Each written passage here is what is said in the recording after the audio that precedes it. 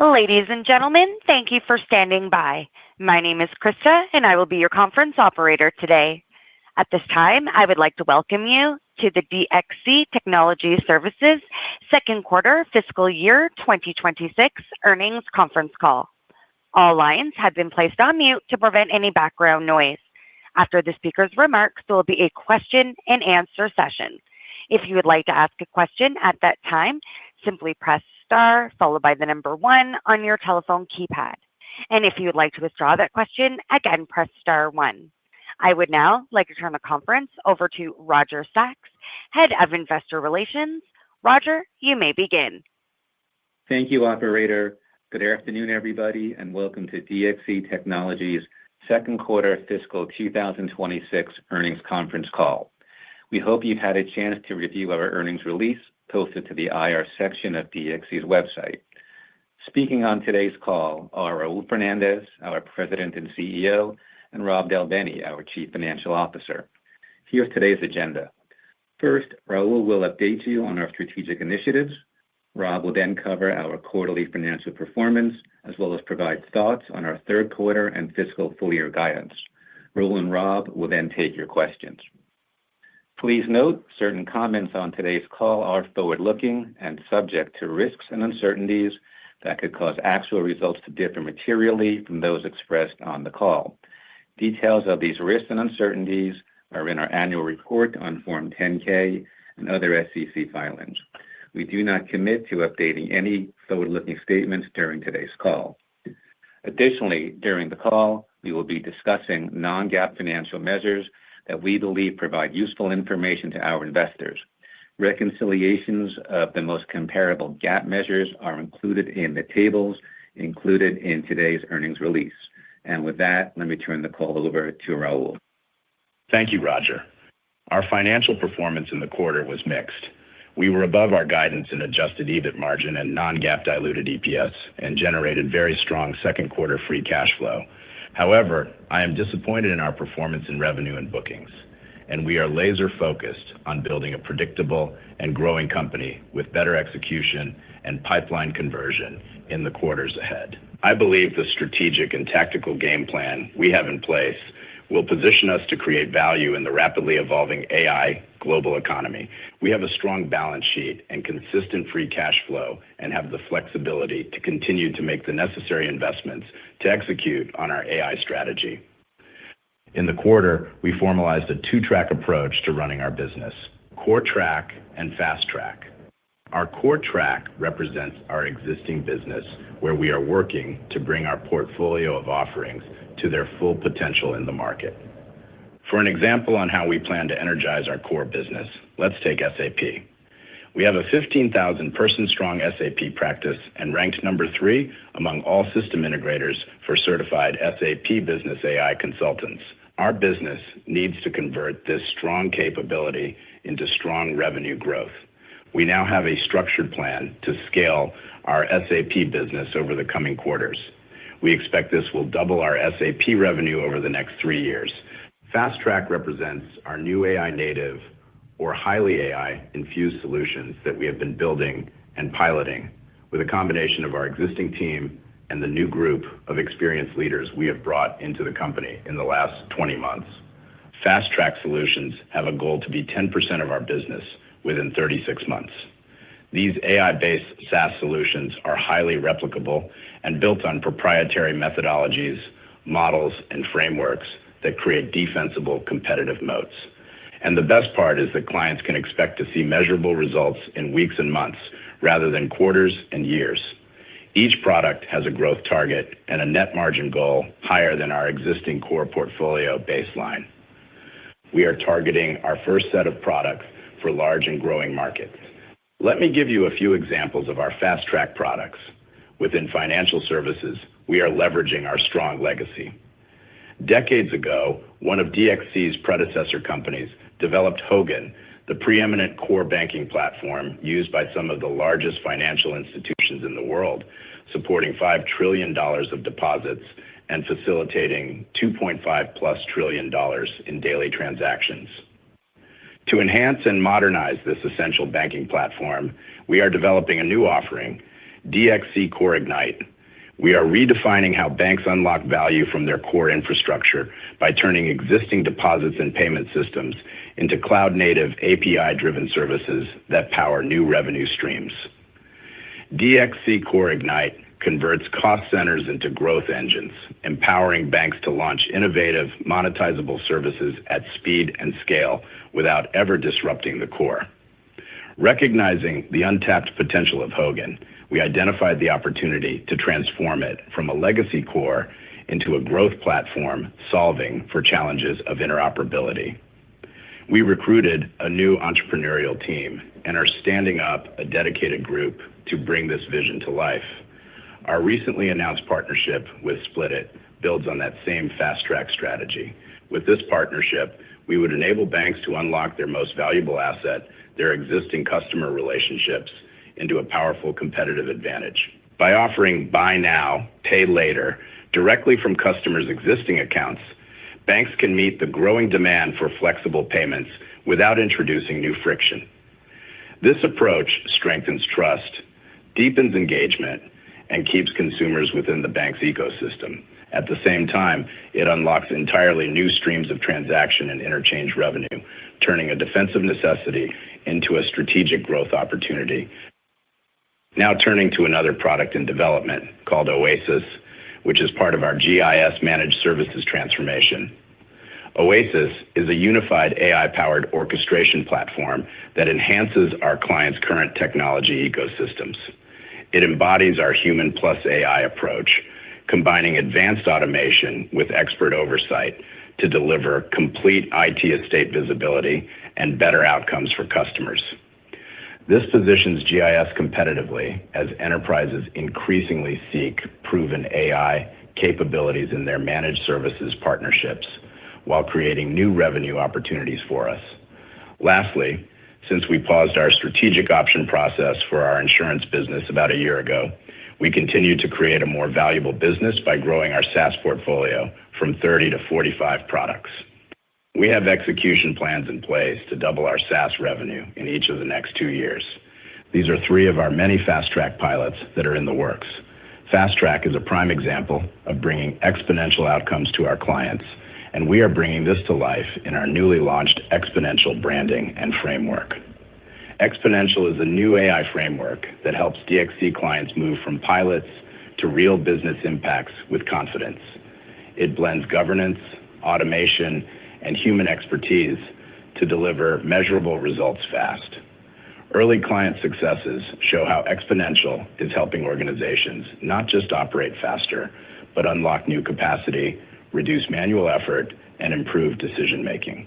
As we integrate this framework across DXC, we're strengthening our position as a trusted AI transformation partner, helping customers turn AI potential into tangible productivity and growth.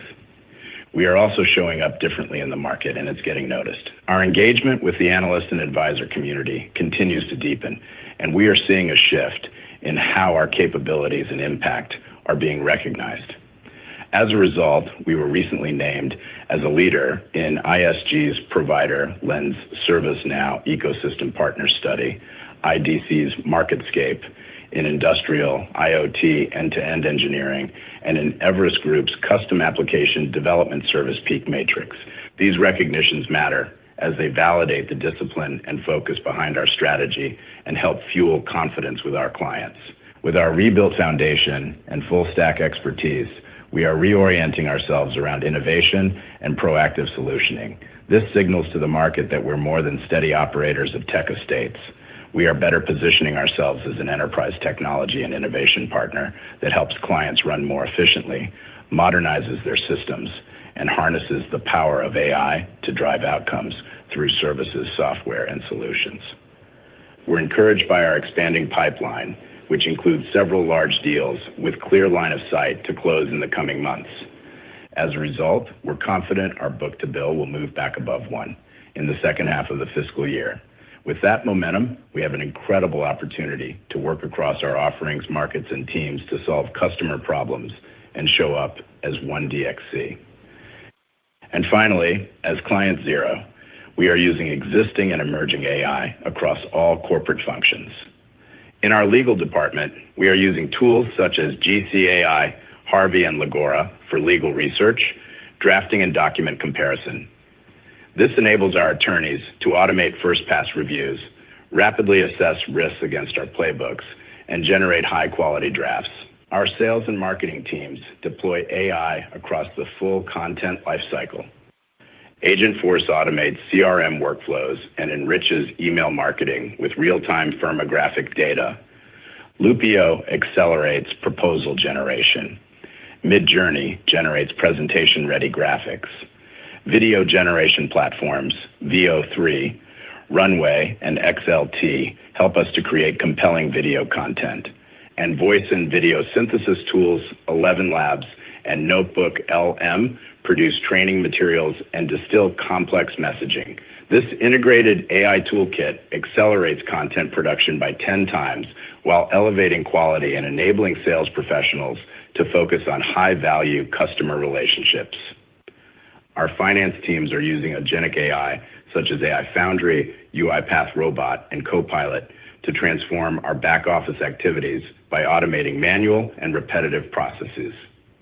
And as an example of how AI will impact every job, including the CEO, this script was written by Raul Fernandez, but delivered by my custom AI-generated voice model.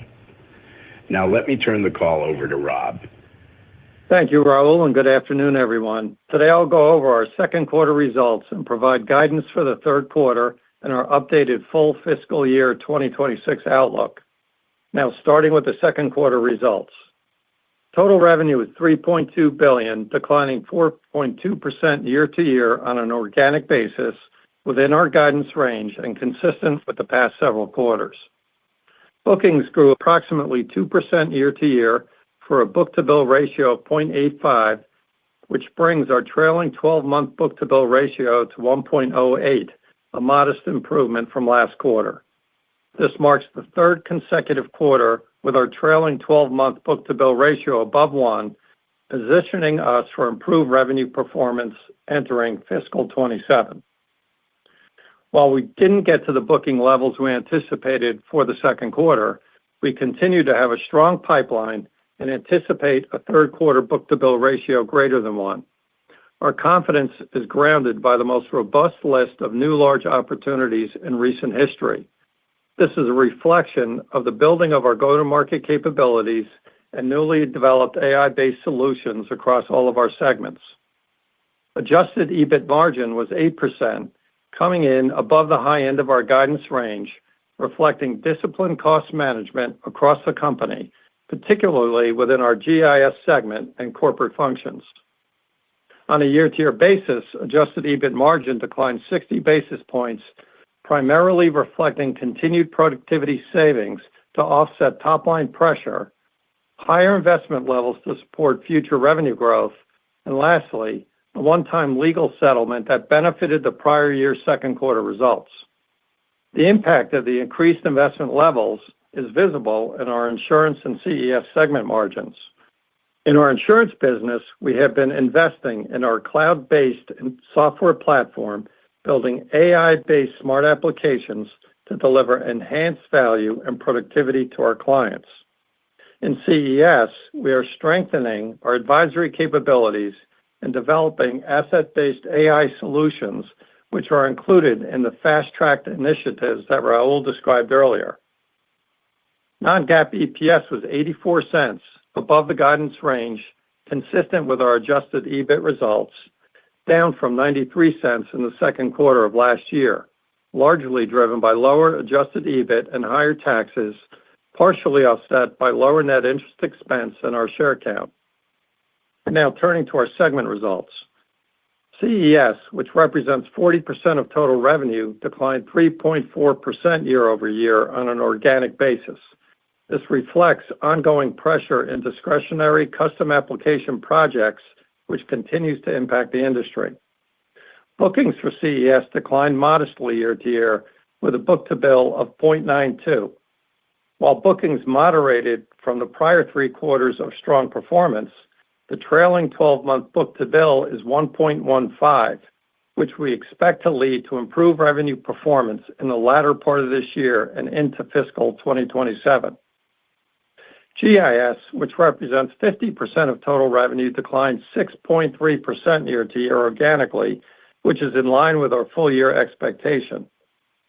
Bookings for GIS grew modestly year-to-year with a book-to-bill of 0.82, reflecting longer closing cycles on several large deals we expect to close in the coming quarters. The trailing 12-month book-to-bill remained at approximately 1.1.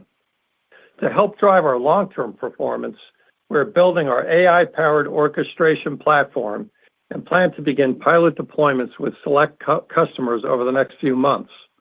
We expect to introduce the Oasis platform to the broader marketplace in the first half of calendar 2026.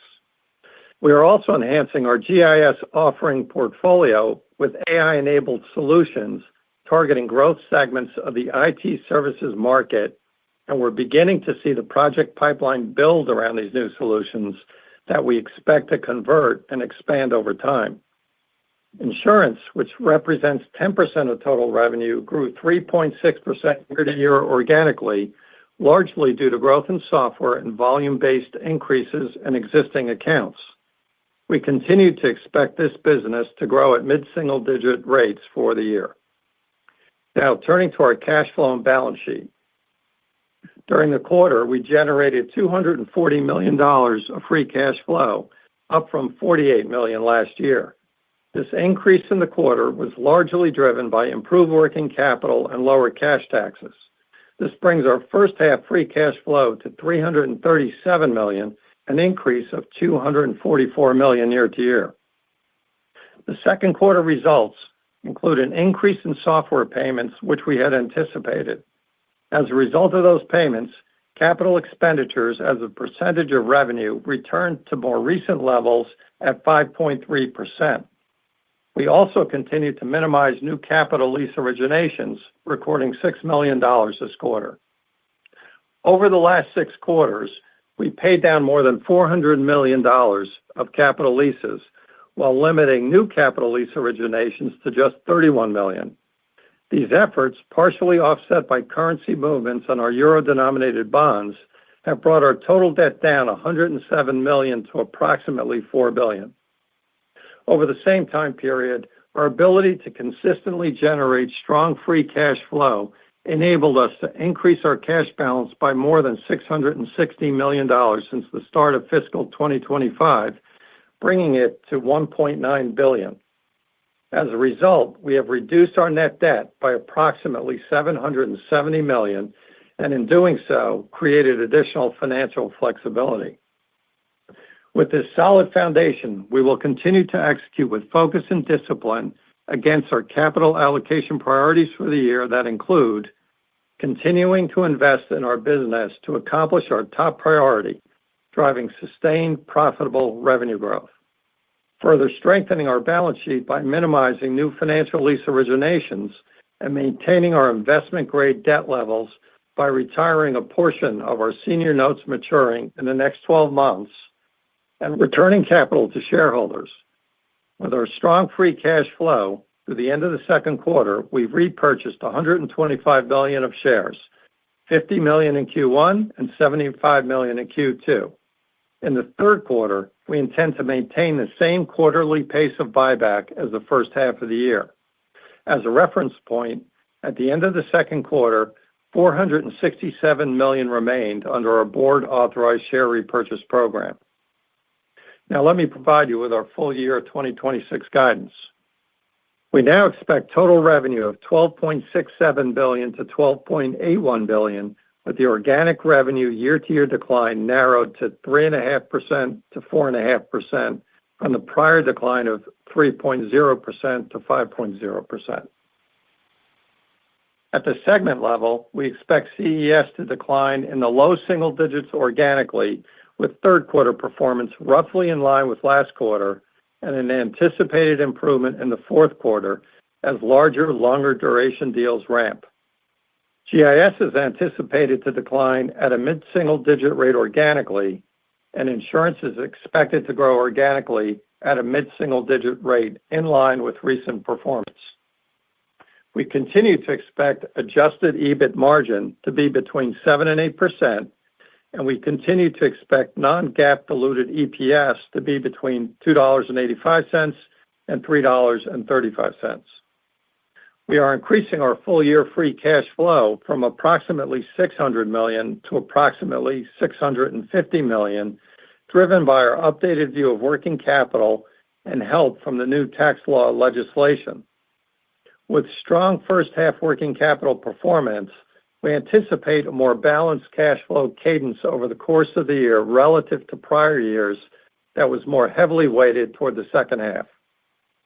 Now for the third quarter of fiscal 2026, we expect total organic revenue to decline 4% to 5%. We anticipate adjusted EBIT margin in the range of 7% to 8%, and finally, non-GAAP diluted EPS of 75 to 85 cents. With that, let me turn the call back over to Roger. Thank you, Rob. We'd now like to open the call for your questions. Operator, can you please provide the instructions? Thank you. We will now begin the question and answer session. If you would like to ask a question, please press star one on your telephone keypad to raise your hand and join the queue. And if you would like to withdraw that question, again, press star one. We also ask that you limit yourself to one question and one follow-up. For any additional questions, please re-queue. Your first question comes from the line of Bryan Bergin with TD Cowen. Please go ahead.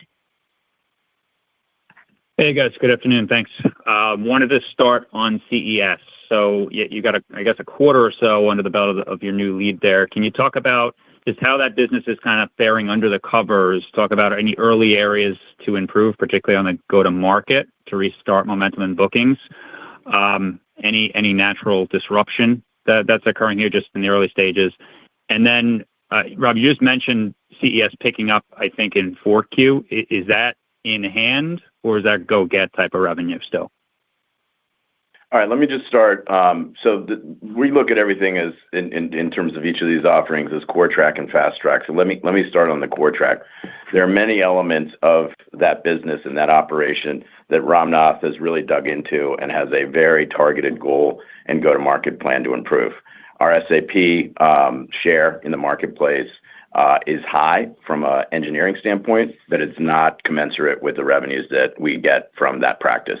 So that's a really good example of a core part of the business that we just have to operate at a much better functional level. So there's 2 or 3 other major areas that have revenue implications, that have pipeline implications, both longer-term projects, bigger projects, as well as smaller, shorter cycle projects. On the fast track, as I mentioned in the call, that's an area that we're super excited. We're using our legacy as leverage, and we are building on top of some incredible technical connections and footprints that we've got with Hogan Software to very quickly, on a fast track basis, develop and deploy agentic solutions that will unlock many new services for our existing banking customers and new ones. And you saw a little bit of that in the release with Split as well. So coming in very quickly and having a huge impact since the end of July, joining the team. And so I'm very happy with the progress there. Let me turn it over to Rob. Yeah, Brian, on your question on fourth quarter, is it in hand or a go-get? The dynamics of the business require bookings and revenue generation in quarter, and especially 2 quarters out. However, we do see, based on the bookings we've had over the last several quarters. Phone 1 disconnected. Oh, Are you there? Can you guys hear me? I'm still here. Okay, good. Thank you. Sorry about that. So based on the strength of the bookings over the last several quarters, which is reflected in the trailing 12 months being 1.15 for CES, we have a solid base entering the fourth quarter and beyond into fiscal 27. So I describe it as, we have the base, we could see the improvement coming, but there's always more to go get. And we're looking to really strengthen the hand we have now with the third quarter for CES. We have a robust pipeline, so we expect to do well in the quarter, to continue the momentum. Let me say it that way. Okay. On the free cash flow, it was good to see that move higher within the guide. You mentioned a couple of primary sources, I think. As you consider those, are those lasting as you think about kind of free cash flow conversion, or somewhat transitory? The dynamic in the first half of the year was different than the dynamics for the last couple of years, in that last couple of years, working capital was a drain in the first half of the year and snapped back in the second half of the year, which generated most of our cash flow in the back half of the year. This year, we did a really good job, effective job on receivables in the second quarter. So we've managed to pull in some of the benefits we used to get later in the year. So we expect that to be maintained for the rest of the year. We do expect good performance in working capital, but we will not get the commensurate bump that we've got in the last few years. So that I describe as, it's sustainable. We're gonna keep that benefit. And then on cash taxes, similar. We expect full year cash taxes to be better, so that will also be sustained. And those were the two primary drivers. The third driver was capital expense. And so there, again, we expect to maintain a rate and pace that's similar to the first half of the year.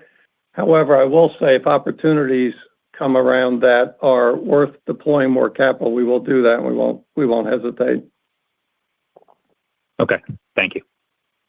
You're welcome. Your next question comes from the line of James Faucette with Morgan Stanley. Please go ahead. Hey, guys. Thanks for the question. It's Antonio on for James. I wanted to ask about the GIS business, if maybe you could walk through any trends in that business, and then specifically within Hogan, how that fits into GIS and any trends you're seeing there would be helpful. Thanks. Yep. So Hogan is part of the CES offering, and the new product development and the team is all under Ramnath.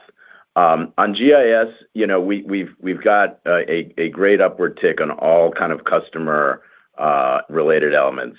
So our scores are higher, our churn is lower. From an operating statistical standpoint, we're finishing probably the best 2 quarters of uninterrupted service across the board around the world. So super solid from a foundation standpoint, from an operating standpoint. Again, new products are the key, not just for generating more revenue opportunities for us and more pipeline, but for us to change the narrative, frankly, from a safe pair of hands of legacy to a safe pair of hands for legacy and innovators for today's AI economy. So I feel good across all the offerings, of 3 offerings, that we've laid the right foundation. Rob? Yeah, and Antonio, I would just add a little to what Raul described. Our year to date, we have had the project-based services marketplace has experienced difficulty across the board, so it impacts us not only in CES, but also in GIS. So that's been prevalent through the first half of the year. I will say, though, that the momentum is building in GIS from a pipeline perspective, and our large deal, I mentioned it in the prepared remarks, the large deal pipeline has been building. We've got a robust list of opportunities. Those are longer term in nature, longer closing cycles, but we're seeing really good demand, both from a resale, new content and resale perspective and new customer perspective. And the pipeline for the new offerings that the GIS team is bringing to market are also starting to gain traction. So we're seeing an uptick in that pipeline as well. So I think the future is looking brighter. We now have to convert the pipeline, obviously, and bring that home. Yep, that's helpful. And then as a follow-up, I wanted to ask about your investments within AI. What is the runway for that, and how far are you guys there?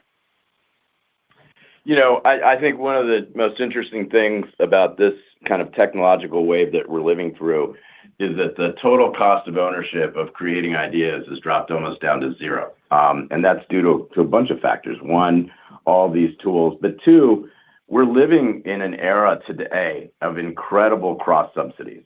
So the compute power I use to generate my AI script, what I paid for versus what it cost is way off, right? If you use Sora, if you use any of these platforms, you are getting an unbelievable level of compute and rendering and creation at a fraction of what the real cost is. So we are very happy to be corporate consumers of many of these tools and to infuse them into our solutions. And so it's a very achievable and maintainable level of investment to keep us at the forefront. Rob? Yeah, and I'd just add that we have the capacity with the balance sheet that we've built over the last 18 months to make the necessary investments and take advantage of opportunities when we see them. Great. Thank you both. Your next question comes from the line of Jonathan Lee with Guggenheim Partners. Please go ahead. Great. Thanks for taking my questions. First from me, can you help calibrate what's contemplated across your revenue and margin outlook range from a macro perspective and a project ramp perspective, particularly as it seems there's some variability contemplated quarter to quarter in the back half from a margin perspective? Yeah, Jonathan, in the back half of the year, from a margin perspective, if you took the midpoint of the range, it's pretty consistent. And I would describe it this way, that in that guide, we don't anticipate any significant changes to the macro environment. So we're not dependent on any uptick in the economy or anything, any other up or down, any big changes economically that would drive increased demand or decreased demand. So it's pretty stable in terms of our assumptions. We're basing our forecast strictly on backlog, our own data, backlog, pipelines, conversion rates, and all the metrics you'd expect us to be utilizing. That's good color. And just to follow up, what in your customer conversations gives you confidence in your ability to close these large deals that are in your pipeline, especially given the competitive pricing environment that some of your peers are highlighting? And are there any concessions that you may have to provide to close these deals? I've been personally active selling a lot of our new offerings on previewing them to CEOs, CTOs, COOs, et cetera. And I am just really energized by the interest, the sincere interest, the fact that we are showing up with brand new ways of doing things with tools at an enterprise and global level. And so I think the narrative, the conversation changes as we have more of these proof points out, as we deploy more customers with these new tool sets, and it'll build upon itself. But I think the great work we've done for the last 20 months to get this stuff together as a really solid foundation for new growth with new products is terrific, as well as solidifying, all of the legacy work that we continue to do, and frankly, will continue to do, because these systems will evolve, they will change, but as all of us that have been in technology, it always appears like it's going to change faster than it actually does. Yeah, and I'd just add one final point on that in terms of concession. Our pricing has been stable. Right? We've look at the last several quarters, there's been stability in pricing. Yeah.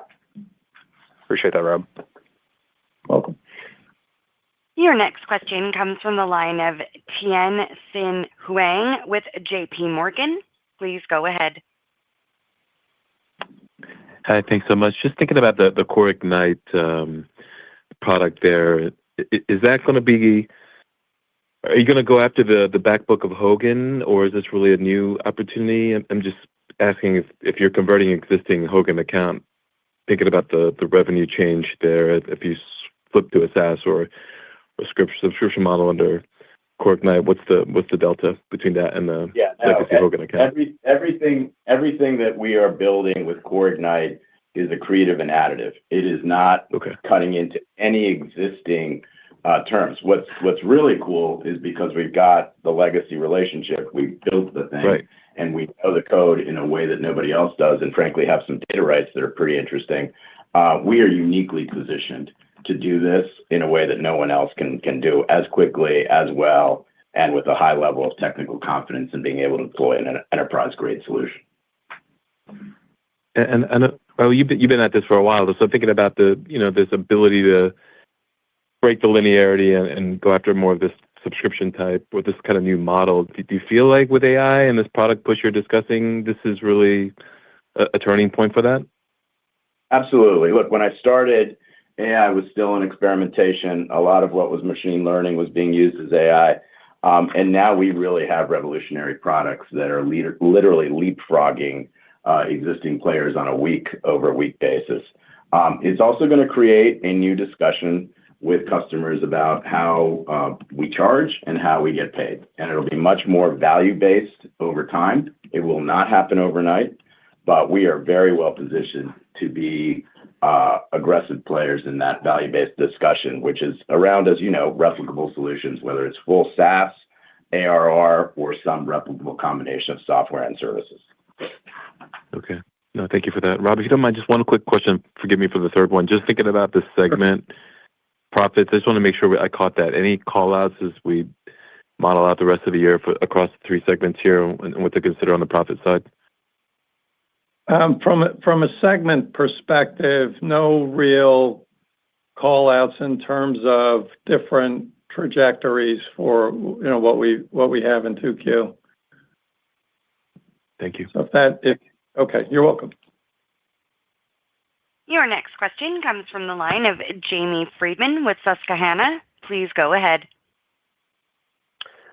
Raul, I'm not sure if that was you or your digital twin, but the creativity is noticed. I don't want to be tone deaf to that, and it sounds different. So I'm just wondering, first of all, in terms of how you're going to operate, manage, and disclose Fast Track, how should we be thinking about the kind of, is it a champion challenger? Is that going to be a laboratory? How are you going to incubate the Fast Track opportunity?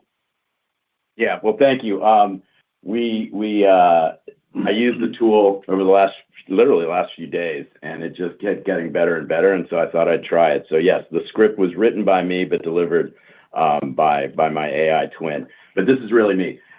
So the answer to that is, in the beginning of the new fiscal year, we're going to have more clarity and more information to share on how these, what are currently pilots and products in production and early stages of client use, and give you a much better roadmap for the ramp up of those. And look, we talked about a handful today. We're going after more than the ones that we talked about.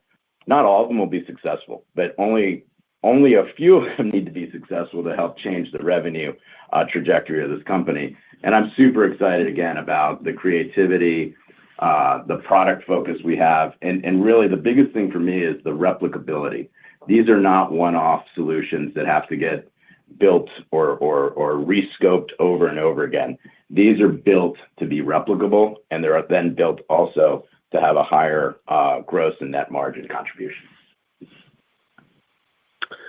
Interesting. And then, it makes a lot of sense to me to refresh the Hogan platform. Obviously, it was a real landmark platform of the industry.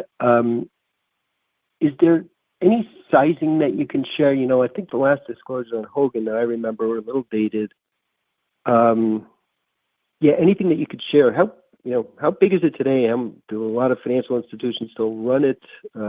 How meaningful is it as any dimension of the business? Anything you could share about Hogan would be helpful. Yeah. And again, like I said, we're as we enter the new fiscal year, we'll have some existing customers to talk about that are already using it. But I think the way to think about it is that it's not a revival, it's an extension of Hogan in a very lightweight manner, in an AI API-centric manner that's going to allow the banks, the customer here, to offer new services at a fraction of the cost and speed. Because we have this legacy, meaning know the code, have access to the code, have maintained the code, we're in a unique ability to leverage it. It's a core banking platform and system. Some of our customers have used derivative versions. We're not going to be in the business of trying to rebuild that. We're in the business of trying to expand and extend it using AI and create value for our customers, the banks, and create obviously value for ourselves. Great. Thanks for the comment. I'll drop back in the queue. Your next question comes from the line of Brad Clark with Bank of Montreal. Please go ahead. Hi, thanks for the question. You mentioned in the quarter, cost discipline driving some margin upside versus the guide. As you think longer term, DXC's been taking cost out of the business for a while. How sustainable do you think these sort of cost management, cost takeout measures are in terms of growing, aspirations to grow EBIT margin longer term? Thank you. Yeah, Brad, this is Rob. We've demonstrated that over a sustained period of time, we could manage costs to maintain margin levels, and I'm confident we could continue to do so. When revenue stabilizes and beyond, it will provide a great platform for us, and we will maintain the spending discipline. It will then provide the platform for growing margins. I feel especially now with enablement of AI tools internally, we will continue to tightly manage spending, drive productivity from a margin perspective. Brad, as client zero, I've mentioned many of the internal products that we're using across every business function. One that I mentioned in the first call was our agentic SOC solution that we're now taking to market with our partner 7AI. That has been running in place, and clearly that's going to have, from an operating standpoint, from an operator standpoint, a positive cost structure in terms of how we operate in the coming years. Again, that's not fully baked into next year's guidance, which we're still working on, and we're still working on the rollout of the product in terms of not just using it internally, but reselling it externally. Very helpful. As a reminder, if you would like to ask a question, please press star one on your telephone keypad. Your next question comes from the line of Darrin Peller with Wolfe Research. Please go ahead. Hi, thanks. This is Paul Obrecht on for Darrin. Can you provide a bit more detail on how you're thinking about headcount strategy going forward, especially as we think about AI being increasingly embedded across really every facet of the business, it sounds like? Yeah, sure. I'll give you a little bit of color commentary, and then Rob will kick in. Look, I think the traditional labor pyramid and the traditional way of thinking about labor in terms of onshore, nearshore, offshore will be obsolete. Will it be obsolete in 3 years, 6 years, 5 years? I don't know. But the pyramid will start looking more like a diamond. At the bottom of it are going to be AI agents. And part of what we're doing is making sure that our workforce is skilled to continue to move up the value chain as we deploy these swarms of agents to do work that was done by level 1 and level 2 engineers. So it is an ongoing human capital discussion that we've got. It's a human capital investment that we're doing, but it's also one that's going to impact every company in the space. Yeah, and so, Paul, as that new model evolves, along the way, we'll continue to balance resources with our demand profile and delivery requirements while we continue to drive productivity throughout the overhead functions in the company. So we will maintain our normal management approach while the new model is evolving. Got it. That's helpful color. And then last quarter, you noted seeing your win rates increase. I think it was low to mid-single digits during the quarter across CES and GIS. Just curious, any updates there if you observed a similar trend this quarter? Yeah, I'd say quarter to quarter they were stable. So no real change in trajectory. Got it. That's helpful. Thank you. Welcome. Your next question comes from the line of Rod Bourgeois with Deep Dive Equity Research. Please go ahead. Hey, guys. Hey, I have a general question about your fast track solution plans. I like the sound of these new plans. It sounds like you're moving past some of the blocking and tackling turnaround work, and you're now moving to improve positions in some key markets there. So on that note, I'd just like to ask if there's a certain milestone that you've reached that's now enabling you to better pursue these kind of fast track opportunities, whereas before those kind of new market approaches were seemingly somewhat on hold. So is the milestone that you have more room to invest, or more of a readiness with execution, or is it an AI opening the door factor? Can you just elaborate on what the pivot point is here? Thanks. The absolute number one, thank you. The absolute number one pivot point is new talent that has come in with the skill sets to do this. And that talent has gotten here, and we've been able to bring others that, we've all worked with in the past in different companies. And that is the absolute key to this transformation. That new talent came up with the opportunity. That new talent came up with a product framework. That new talent is building and deploying that as we speak. So that's the absolute key. And, finding the right people, getting them onboarded. As you said earlier, it's playing offense and playing defense. The defense is stabilizing our core business and operating in a more efficient, effective way as a professional services firm. And then the offense is going to market with these fast track products.